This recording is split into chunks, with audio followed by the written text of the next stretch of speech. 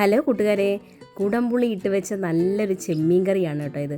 അപ്പോൾ അതെങ്ങനെയാണ് നമുക്ക് നാടൻ ചെമ്മീൻ കറി ഉണ്ടാക്കുന്നതെന്ന് കണ്ടാലോ? അപ്പോൾ നേരെ വീഡിയോയിലേക്ക് പോകാം.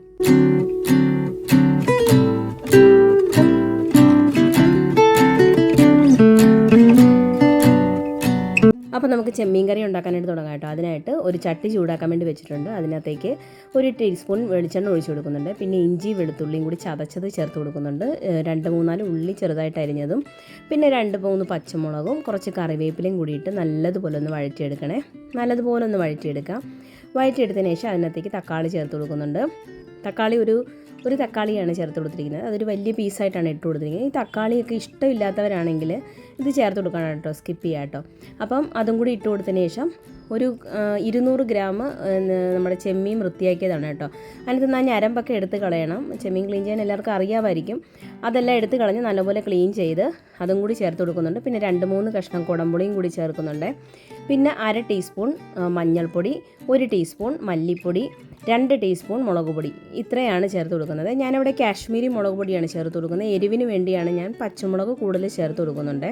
അപ്പം ഓരോരുത്തരുടെ എരിവിനനുസരിച്ച് ചേർത്ത് കൊടുക്കാം കേട്ടോ. അപ്പോൾ അതും കൂടി ഒന്ന് മിക്സാക്കി എടുത്തതിന് ശേഷം നമ്മുടെ ചെമ്മീനൊക്കെ ഒന്ന് വെന്ത് വരണ്ടേ, അതിനായിട്ട് അതിനകത്തേക്ക് വെള്ളം ഒഴിച്ച് കൊടുക്കുന്നുണ്ട്. ഞാനിപ്പം നമ്മുടെ ചെമ്മീൻ പെട്ടെന്ന് വെന്ത് കിട്ടും, അതുകൊണ്ട് കുറച്ച് വെള്ളം ചേർത്ത് കൊടുക്കുന്നുള്ളൂ. കാരണം നമ്മൾ അരപ്പ് ചേർക്കുമ്പോൾ ആവശ്യാനുസരണം വെള്ളം ചേർത്ത് കൊടുക്കാം. അപ്പോൾ ഞാനിവിടെ ഒരു 1/2 കപ്പ് വെള്ളമേ ചേർത്ത് കൊടുത്തിട്ടുള്ളേ. നമ്മുടെ ചെമ്മീനൊക്കെ ഒന്ന് വെന്ത് വരട്ടെ കേട്ടോ.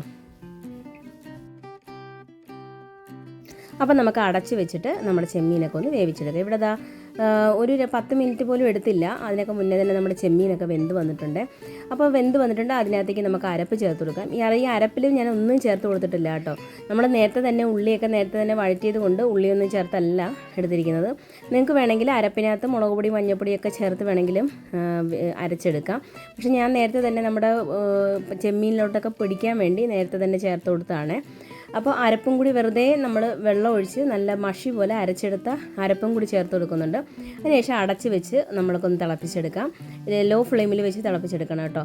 അപ്പോൾ അത്രയേ ഉള്ളൂ, നമ്മുടെ കുടംപുളി ഇട്ട് വെച്ച നാടൻ ചെമ്മീൻ കറി റെഡി ആയിട്ടുണ്ട്. അതിനകത്തേക്ക് കുറച്ച് കടുക് വറുത്തും കൂടി ഇട്ട് കഴിഞ്ഞാൽ, കടുക് കുറച്ച് ചേർത്തിട്ട് കുറച്ച് ഉള്ളി ചെറുതായിട്ട് അരിഞ്ഞത് മൂപ്പിച്ച് കുറച്ച് കറിവേപ്പിലയും കൂടി ഇട്ട് ചേർത്തിട്ടുണ്ട്. അത്രയേ ഉള്ളൂ, നമ്മുടെ നാടൻ ചെമ്മീൻ കറി റെഡി ആയിട്ടുണ്ട്. അപ്പോൾ എല്ലാവരും ഇതുപോലെ ഒന്ന് ട്രൈ ചെയ്ത് നോക്കാം.